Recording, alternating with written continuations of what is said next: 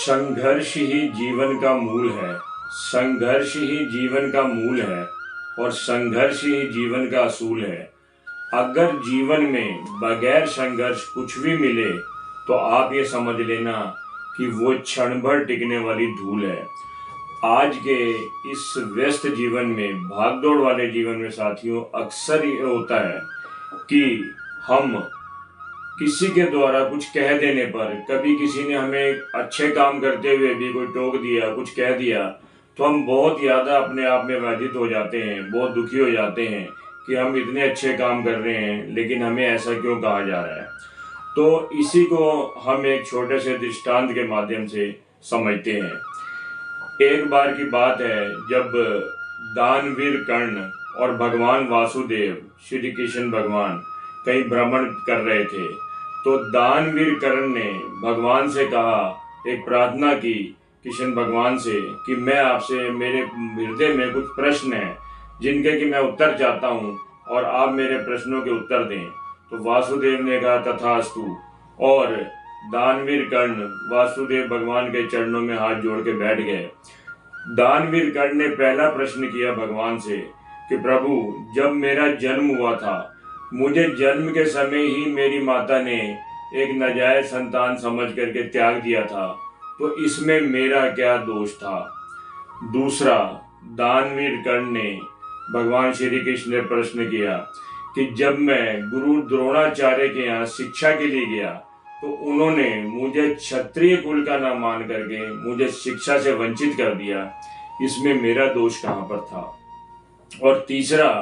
कर्ण ने यह प्रश्न किया कि जब द्रौपदी के स्वयंवर में मैं गया था तो वहां भी मुझे राजकुल का नाम मान करके और मेरा उपहास उड़ा करके मुझे स्वयंवर से निकाल दिया गया था, तो प्रभु इसमें मेरा क्या कसूर था। तो वासुदेव ने कहा तथास्तु, और उन्होंने कहा, हे कर्ण, अब आप अपने प्रश्नों के उत्तर मुझसे लीजिए, मैं आपको समझाता हूँ कि ये क्यों हुआ, कैसे हुआ।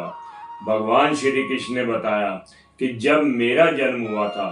तो मेरा जन्म ही कारागार के अंदर हुआ था, और उस समय मुझे जन्म होते ही अपने जन्म के माता पिता से अलग कर दिया गया था, और मेरा लालन पालन एक ग्राम में जाकर हुआ जहाँ पर कि मैंने गऊओं की सेवा भी की, गोबर वगैरह भी उठाए और गऊएं चराई और भी कई तरह के ग्रामीण कार्य किए। दूसरा, भगवान श्री कृष्ण ने बताया कि जन्म काल से ही मेरी जान के दुश्मन बहुत से लोग हो चुके थे। तीसरा, भगवान श्री कृष्ण ने कहा कि ना तो मेरे पास कोई राजमहल था, ना ही कोई राजघराना था बचपन में, उसके बाद भी मेरे पीछे मेरा मामा एक दुश्मन की तरह पड़ा रहा, जो कि हमेशा मेरे को मेरी जान का खतरा उससे बना रहा। तो हे कर्ण, ये समझने की बात है,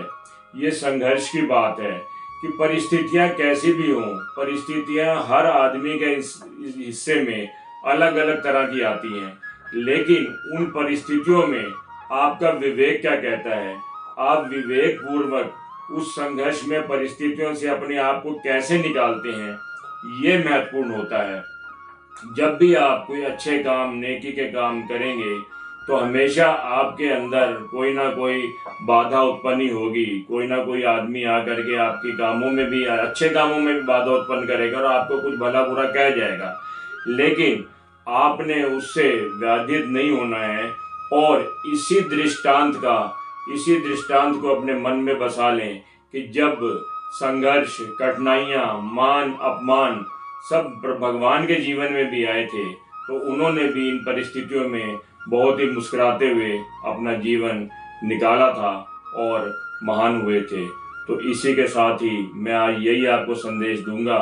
कि इस दृष्टांत से आप एक सबक लेते हुए इसी तरह अपने जीवन को किसी भी परिस्थितियों में, संघर्ष में परिस्थितियां हों या कोई मान अपमान भी कर दे, उससे ऊपर उठ करके अपने जीवन को आप जिएं और आगे बढ़ते जाएं। मैं राजेश भूटानी आप सभी को जय गुरुदेव, जय सच्चिदानंद।